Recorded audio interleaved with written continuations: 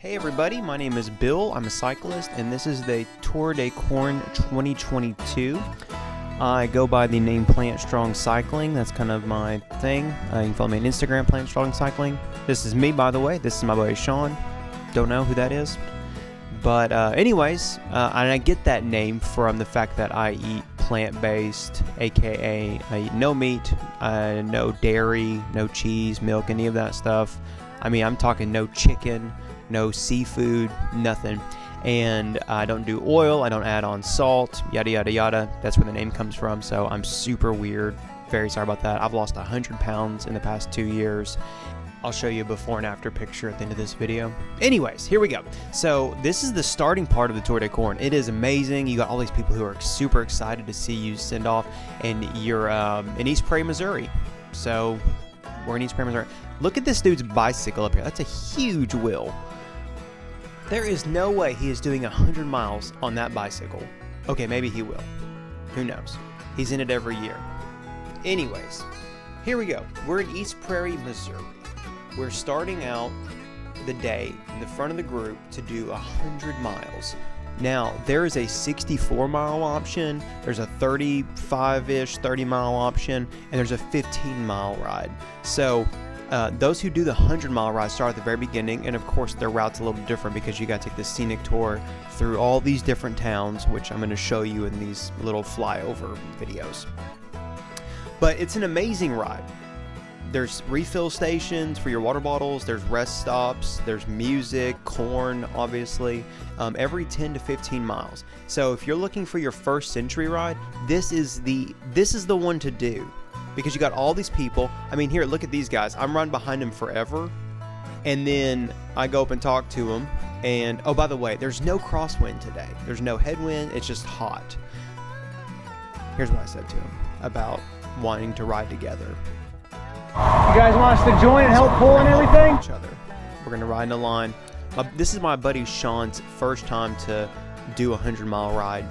And I want him to experience the joys of riding with the group. So I was like, hey man, let's ride in a line. Let's draft off of each other. We'll swap we'll swap who's leading every mile or two. And these guys are from Paducah, and they were awesome. I loved them. So anyways, and one of the best things about this ride is meeting other riders. In fact, that's like my favorite thing. I met so many cool people today on this ride. We are coming up on the very first stop, or not very first, we're coming up on the first big stop of the ride, and it's awesome. The bottom right. Bottom right? Yep. Okay. All right. We're at the first big stop at the Tour de Corn 2022. There is music, corn, pickle juice, porta potties, and me. And Sean. Say hi, Sean. Hi, Sean. Good job, Sean. You did it. All right. 30-something miles down, maybe 20-something, and 1,000 more to go. So we take back off. We meet some new guys. They're from St. Louis, and they're really cool. We hop back into a formation. I'm not riding too hard, but I think the other guys were. And I say that because after about mile 65, they started slowing down. Steadily decreasing speed, and I had a lot stored up, but I've been training a lot. I've lost 30 pounds since this time last year of riding, and I've just gotten a lot stronger on the bicycle. Anyways, I'm off topic, but anyways, these guys are super cool. Here's a little water break next, and then this farmer was over here. He was telling us about how he obtained the land and his family heritage behind the farm. Super cool people. Again, every 10 to 15 miles there's these amazing stops. Okay, the hardest thing about this ride, so the best thing about the ride is meeting other riders, and that's always will probably be true. The hardest thing about this ride is the heat and the potential for headwinds and crosswinds. Last year, there were 20-mile-an-hour plus crosswinds and headwinds the last half.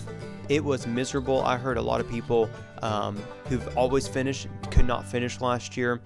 It was my first century ride, the hardest thing by far I've ever done in my life. But anyways, all that to say this. This year was super nice. As I showed you earlier, we had 2 to 3 mile an hour wind and not bad at all. The easiest thing about this ride is the number of stops and the sag assist. So if you just save a number in your phone ahead of time, and then you get to if you have a flat tire, or if you need some water, or if you need to call it quits early, you call them and they take care of you, and they're quick to get there. And by the way, this is the part where I was having my off and on reversed on my GoPro because I don't know what I'm doing, and obviously I have no standards of being a good videographer. So this dude who just walked behind me with the camera, his name is Bill as well, which is really cool because that's my name. He had the same camera I did and the same flash wireless trigger. And his company name is The William Way. Now, I work at a university where we have these 5 tenets, 5 slogans, and they're all umbrellaed under what we call the Williams Way. So that dude and I were brothers from another mother, from a different universe, multiverse, Doctor Strange. Anyways, super cool guy. I'm glad I met him. So why ride the Tour de Corn? Number one, you're going to meet awesome people, but here's the real reason to ride it.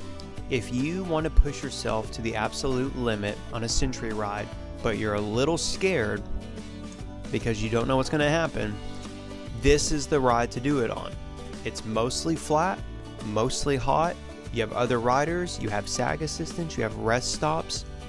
Man, if you get too hot, they will bring you a drink. If you get a flat tire, they will come and fix it. If you need a ride to a place with AC, they will provide that ride. It is amazing. So yeah, anybody who's looking at pushing themselves needs to ride this ride. Okay, that's why I rode it last year. That's why I rode it this year.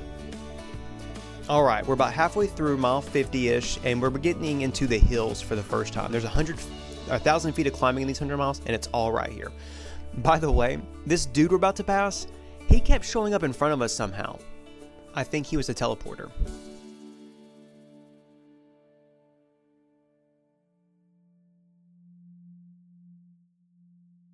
Okay, here we go. We're at mile 65-ish, and I am riding by myself now. The guys from St. Louis were the ones that I was left with. We had dropped all the other guys. Sean had already called it in. He was having some pain that he couldn't work through, and I totally get that. But I'm passing this person, and the crosswinds and headwinds are not bad, but they're riding a track wheel, and that had to make it tougher. She was amazing, and she wasn't stopping at any of the stops, and she definitely wasn't going inside any of the stops to cool down. I was really impressed with her willpower. All right, we're passing through this town. Again, I'm by myself. This is getting close to mile 80, and this is where I'm getting hot and I'm getting tired. I am slowing down. My body is getting overheated. Dare I say shutting down? No, it's not shutting down. But this is the part that was getting hard.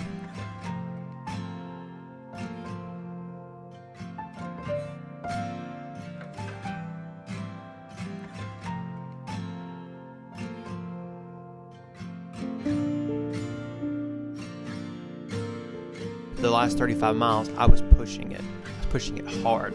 And around 85 or 90, I ran, thank you farmers, by the way. They were watering us. When I hit this water, I made some noises that I normally don't make. But oh, that feels so good. Oh, that feels so good.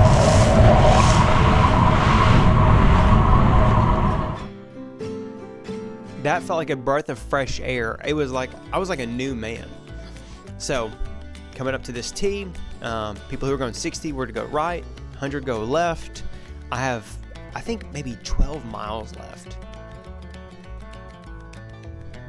All right, I'm not sure why I turned right there, other than the arrows on the road said to do that. And I was really confused because I'm like, no, we're 10 miles away, and I'm supposed to go left because the town's 10 miles away. I was like, oh yeah, they want me to come to this stop. And I'm glad they did, because this is where I cooled off, got some Gatorade, went to the bathroom. Again, I have my off and on reversed on my GoPro because I'm an idiot and I don't know how to use the camera. But this stop was a gift. It is exactly what I needed. I'm sweating. I'm thirsty. I have to go to the bathroom. I need to lay down, take a load off my feet, and then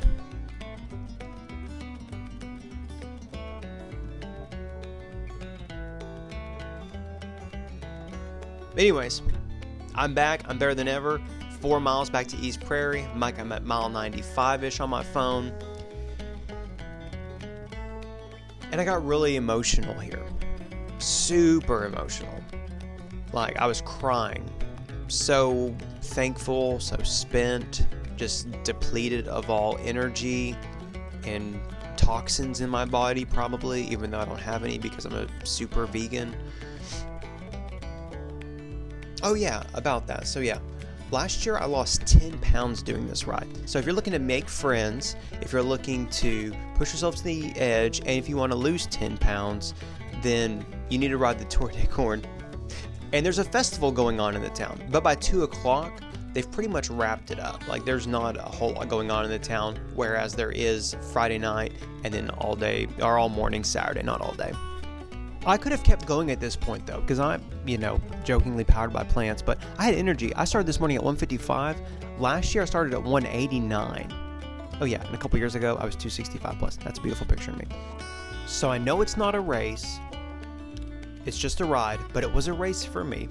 And I'm so glad that I did it again. I plan to do it forever, or as long as I can. And I recommend that you and everyone else come out for the 2023 Tour de Corn and push yourself to the limits, lose some weight, meet some people, have a lot of fun, and continue riding bikes. Don't forget to check out my other videos. Please subscribe to my channel, Plant Strong Cycling. Thank you. Goodbye.